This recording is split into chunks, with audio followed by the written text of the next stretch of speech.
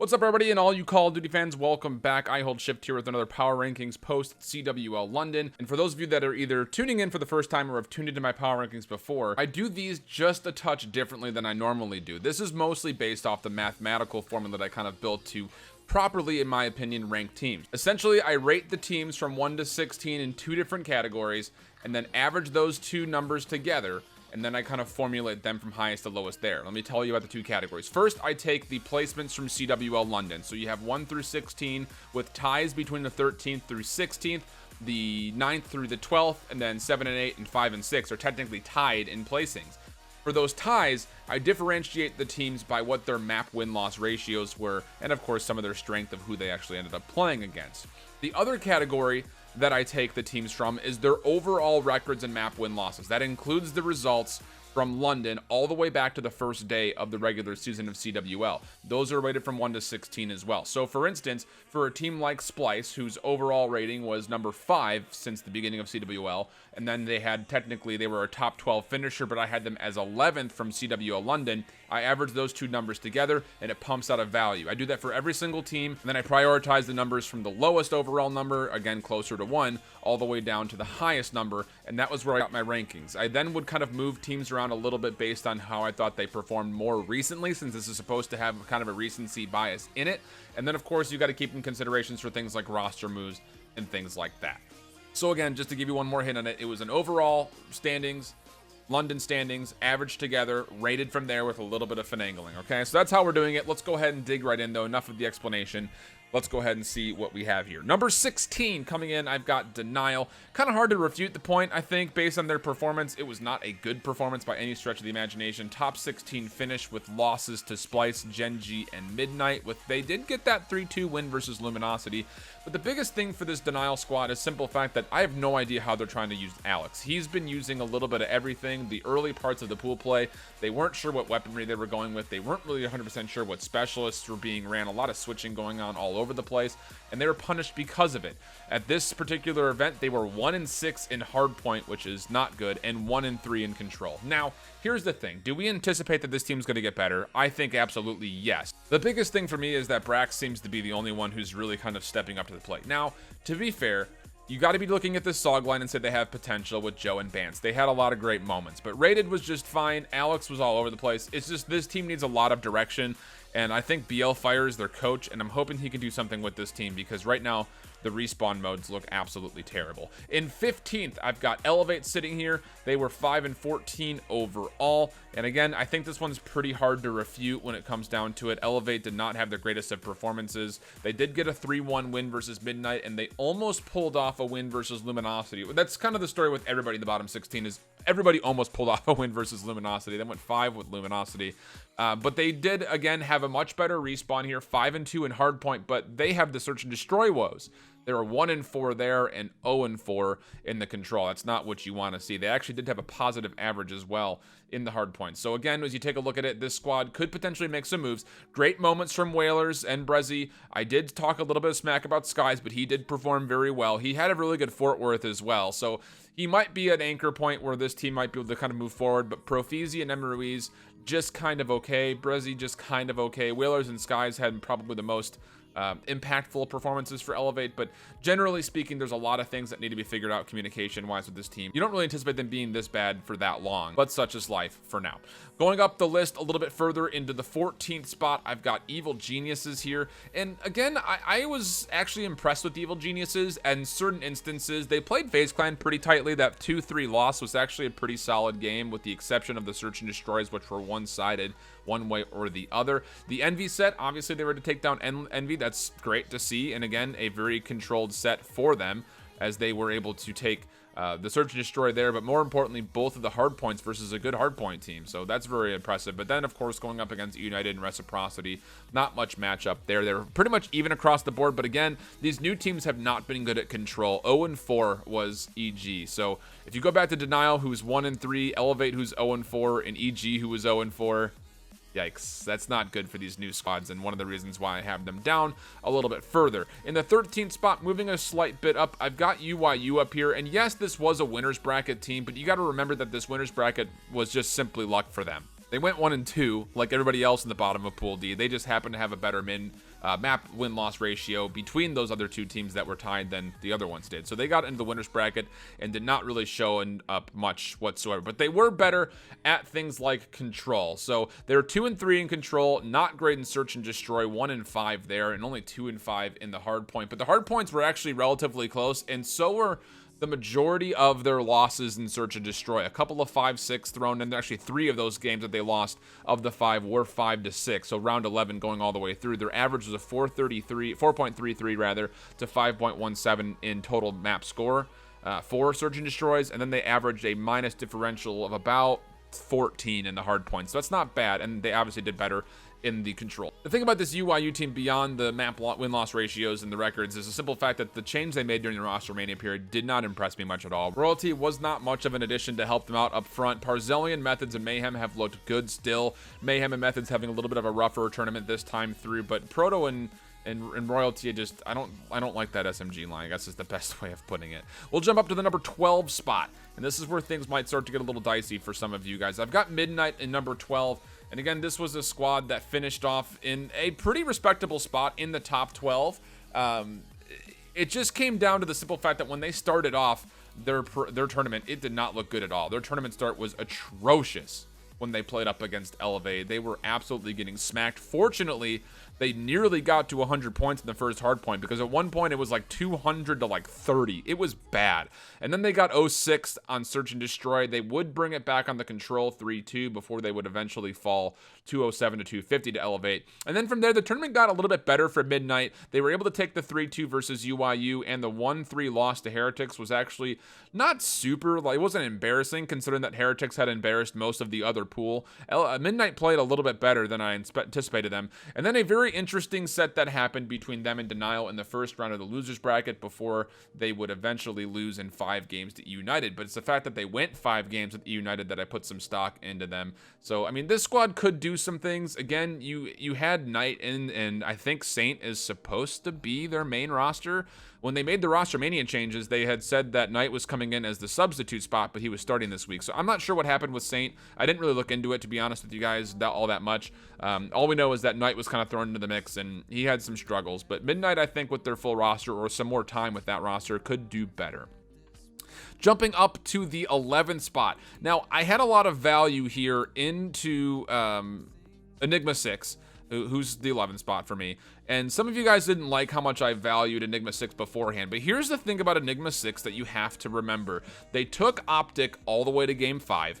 They did okay versus 100 Thieves. Not really. Their hardpoint didn't look so great against 100 Thieves. And then they were able to beat Reciprocity and have a very close set versus Envy. So out of those 3 teams, or 4 teams that I mentioned, 3 of them were top 4 teams, and the other was a top 8 finish. This Enigma 6 team went up and only lost to teams that finished top 4. And some of those games were very good. I had half a mind to put Enigma 6 in the top 8, even after these rankings come through, because this team looked good. Jet Li had a little bit of a slow start against OpTic, and that was really what killed them, because they could have beat OpTic 3-1 if they would have won the Control, which they went to round 5 in that Control. But my biggest thing is this E6 team is still being slept on. Badly. I think very, very badly. If you guys just watch these guys play, when they start to get all cylinders moving in the forward direction, this squad's going to be very dangerous. And mark my words that this team will be a top 8 team throughout the next series of the regular season. And they will be a major threat. I think if they keep this roster, they will be a major threat at Anaheim to potentially be a top 8, if not top 6 team. Said it now. I know you're going to hate me. Get in the comments and tell me how much that prediction sucks for you guys. But again, this squad, I think, has a lot of promise behind it, and I'm excited to see them grow. The biggest question mark when it comes down to all this gas I've just thrown at them is, can they actually harness in this energy that they currently have, and can they actually perform against those top teams and start to win some games against those top teams? Because yes, going 5 games for now is okay, but as you get a couple of weeks later, you need to start being able to take teams off the top 8 consistently, and you cannot be dropping games teams are the teams that are technically below your skill gap, because that's when things start to get dicey when I rank people. Here we go, number 10. We're going to go give it to FaZe Clan. And again, I had them a little bit lower down than a lot of you liked, but it turns out I was pretty close based on where they finished. This team was pretty impressive, though, to be honest. Zuma had some great moments. Zero had some great moments. Celium is still looking really, really good. Even Asim had some really good moments as well. Scraps, I think, is probably one of the best players in the EU, if not a top 10 player in the game, if not higher than a top 10 player in the game. He looked really good all the way throughout. Again, you have that 3-2 win versus Evil Geniuses, which was not convincing for any stretch of the imagination. A narrow 2-3 loss to eUnited, then the 3-1 win versus Envy. I think this team could have potentially gone 3-0 in their pool, which would have been very impressive. But then from there, they get 0-3'd by OpTic very convincingly, and then they go 5 games of luminosity, and they weren't quite able to close things out. They were only 2-6 in Search and Destroy. They were 5-4 in Hardpoint, and 3-2 in Control, and that's not bad, considering all the new players that were brought in together for the first time. I expect this team to start doing bigger and better things as we go on. My biggest question mark is, can Zuma continue to rock in that Sogmatics flex role that he was essentially forced to play when he subbed for OpTic, but now with more consistency, I'm hoping he can play at a higher level. In the 9th spot, I've got Reciprocity up here, and again, they started off absolutely atrociously, only winning 2 maps in pools, and then being able to 3-1 both Evil Geniuses and UIU before they would get 3-1 by eUnited. The biggest thing about this team is that they didn't really ever have anything going for them in Search, which is weird because at Fort Worth, they were 11-5 in Search, which is really, really good. A lot of their games going to map 5. Here they were only 1-5, which is a very drastic fall off, including the last week of cross div. Before we got here, they were 1-4 in that last week of cross div. So I don't know what's going on with this Search and Destroy, but what used to be very good for them has now turned completely against them. So they're going to need to figure that one out. And then past that, their hardpoint has still been considerably average, but they're still looking like they could potentially be a threat to some major teams in the future. Just comes down to, can they, again, move at that same consistency that we saw them at Fort Worth. Going into the top 8, in my 8th spot, I do have Splice here, and some of you guys didn't like how low I rated them, but again, they did make it out of the winner's bracket, and then they did nothing else past that. The 3-0 versus Denial, they got 3-0'd by GenG, and then they had the nice, impressive 3-1 versus Luminosity, but then past that, they didn't really do much else beyond that. The set versus the Airtix was actually pretty solid, with the exception of the fact that they only won the first hard point. But again, Airtix looked like a completely different team than we previously saw them, and then they kind of got handled, to be honest, by Envy. This team was just 3-5 in hardpoint. A mode and map, they've been very average in hardpoint, just 22 and 22 overall. They did have a positive differential there, but they were 3-2 in Search, and most of those games were 4-6 or above that caliber, with one exception. There was one 6-0, and they were pretty okay at Control as well. The biggest thing was this team, I don't know if there's a change needed at all, but there's something missing. It seems like match after match, something just seems to be missing. Unless they're steamrolling up against a lesser team, when they're playing a top team, something seems to be missing. You take a look at some of the squads that are in that top 8 kind of standing that we would look at them. Luminosity, they're 2-2 against. GenG, they're 0-2 against. OpTic, they're 0-1. eUnited, they're 0-1. Envy, they're 1-1. 100 Thieves, they're 1-0. I mean, everything else is just kind of all over the place. They don't really have a consistent win ratio unless they're playing up against lesser teams than them. So that's something that, again, like I mentioned with like E6, this Splicey needs to start consistently taking more maps and more games versus the teams that I currently have above them, and I think most people would agree would be above them. In my 7th spot, I do have Luminosity skipping up here, and I had them very high. I had them being a potential top 4 team. I didn't think the Rampart changes were going to affect this squad that much.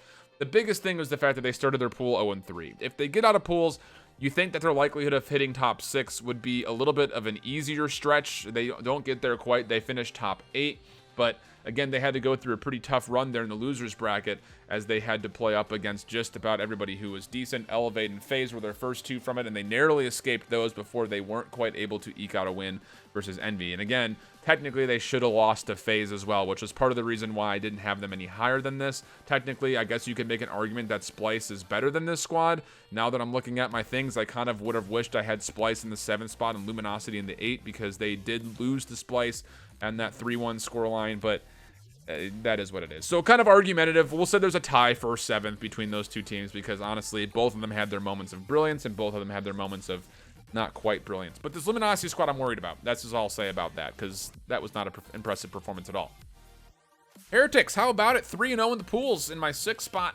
And then beyond that, you know, I'd called my predictions that they would go 3-0 in pools and then lose their first winners game and lose their first losers game.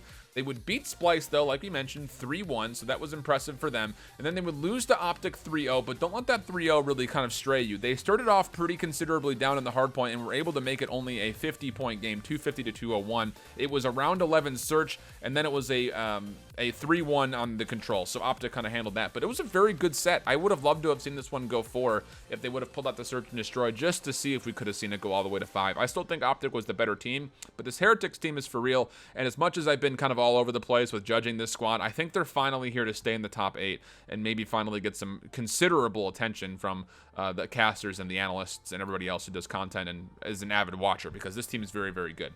In my 5th spot, and this might cause some controversy because Team Envy did finish top 4, but I'm keeping them here in the 5th spot only simply because of the fact, well, I mean, when you look at this squad, you think this team can be very dangerous, and this was a very big prove for them, at least as far as what this roster can do. But the biggest problem with Team Envy in the past, before they brought in Decimate and Pharaoh, was the fact that they were very inconsistent. There were moments where this squad was very, very good, and moments where they're like, how are you losing these games? And there is instances of that here as well, with their 1-3 loss to EG and their 1-3 loss to FaZe. You would have liked to have seen this team, now that we saw them as they got their top 4 finish, be able to handle those two in specific a lot easier than they did. They did not look very good in the hardpoint, only 8-7. They were only 4-5 in control. Or pardon me, 4-5 in search and destroy, and they were 5-3 in control, which was good looks. This is a team that has been very okay at control in the past, so seeing them put that in their more of their wheelhouse is really, really impressive. But I need to see more considerable improvement just from the hardpoint and the search and destroy before I can really consider them to be a top 4 team, because the team we have in 4th is GenG. And when I read back the kind of hardpoint, S&D, and control map loss ratios from London, I think you'll see why I put these guys in 4th. Yes, technically, GenG did lose to Team Envy as well, which is why this is a controversial pick. But this squad in GenG went 7-2 in hardpoint, 4-3 in search, and 4-2 in control. They're still one of the better teams that are obviously their top 5 team out there, in my opinion. And the set versus Envy was a close one, with the exception of the search, which was a little bit lopsided, and you kind of had to wonder what's been going on in their search and destroy, because their search this weekend was very back and forth. Even during the cross divisional, they had more brilliant moments, but you go back to Fort Worth, they were 4-6 in search and destroy. That was when they were flawless in search going up into it. So very big question marks as far as what's going on with the search and destroy for GenG. They're still 20-10, still very, very impressive. They still average 5 rounds per map and only give up 3.8, so still very impressive. But there were just some questions as far as what the heck happened there. But I still think that overall, even regardless of the results, and that's again why I put in averages from the overall. I know this Team Envy is a new squad, so technically their overall map win ratio is not exactly fair. But you look at the history of GenG, I still think that they are potentially a top 4 team. In 3rd, I've got OpTic a little bit up here, and again, a little bit of a boost for them as well. Very impressive performance from OpTic from start to finish. I just wish we saw more of this consistently. Again, Fort Worth was a really rough run for them. This was all TJ coming through this week, I think, was the biggest reason why they did so well. TJ played super, super well. Crimsix had some interesting kind of lower moments, but for me, it comes down to the hardpoint is not a very big strong suit for OpTic throughout these last 2 tournaments. 5-5 in London, 4-4 at Fort Worth, and they did not have, they were what, 4-3 when they played at the cross div. So again, the hardpoint has not been very consistent for this team. They hold a 21-point average overall in their favor in hardpoint. So that's good to see, but more impressively is the fact that they've been doing so well in search and control. I'm very, very excited about that, and those are big linchpins to move yourself forward in the right direction if you're OpTic to getting back to a championship form, which at moments this weekend they absolutely looked like they were. Speaking of looking at championship form, how about Simp on eUnited for my number 2 team? This squad was super impressive. 10-2 in search and destroy. Absolutely insane, but an even 8-8 in hardpoint, even 5-5 in control. The averages still favored them more than their opponents, even though they do split the win-loss ratio on both those modes. But this eUnited team is incredible. Very excited to see them, but the biggest question mark, again, comes down to consistency. We've seen eUnited do very well in the past. We've seen them obviously go up in Vegas and have a very impressive run there, and then things kind of went haywire in the first couple of weeks as they were really kind of just struggling to kind of build an identity. And then Fort Worth was not a great performance for them either, obviously only going 1-3 in that tournament. So just looking to, hoping that this would be the one stride of brilliance that eUnited needs to build that confidence to continue to be a top 2 team. But We'll see what happens. 100 Thieves, of course, my number 1 team. You can't deny it. They were number 1 before London. They won London. They stay there. 11-2 in hardpoint, incredible. 5-2 in control. The Search and Destroy's been a little bit wonky. They had a couple of pretty ugly losses here. A 2-6 and 2 1-6s, and mimicked that with 2 3-6 losses. So that was all of their losses. When they lost a little bit on the uglier side, and when they won by a margin of 2 rounds. But all 3 of their wins were 6-4. So you kind of wonder if 100 Thieves can do a little bit more on Search, but generally speaking, this team is very impressive. I've loved watching this squad, and, well, they merit the number 1 spot in my rankings. Hope you guys enjoyed it very much. Coming up tomorrow on my videos, I will be doing the first of 2 parts when it comes to talking about franchising. The one tomorrow will be mostly ranting about why you need to not be looking at these things that are being leaked as full official information. There have been no official announcements about it whatsoever. So I'm going to talk more specifically about that tomorrow. And then past that, I'll be looking into what other bidders might be interested in getting into the CWL and who you might expect to see come 2020. Past that, I do have some videos queued up to do some shoutcasting over. I might upload that as we go throughout the week, just kind of randomly. And I will be putting the eye tracker on for some of those to see, so you guys can see what I'm looking at while I cast. So if there are any games out there that you're interested in watching, so far tuned up, I've got E6 versus Envy and Evil Geniuses versus Envy. If you want some different ones to be casted, again, they have to be from the Charlie or the Delta streams, and I will try to do my best to recast those for you guys. As always, it's been a pleasure. Thanks for tuning in with me. Until next time, hope you keep holding it down. So long.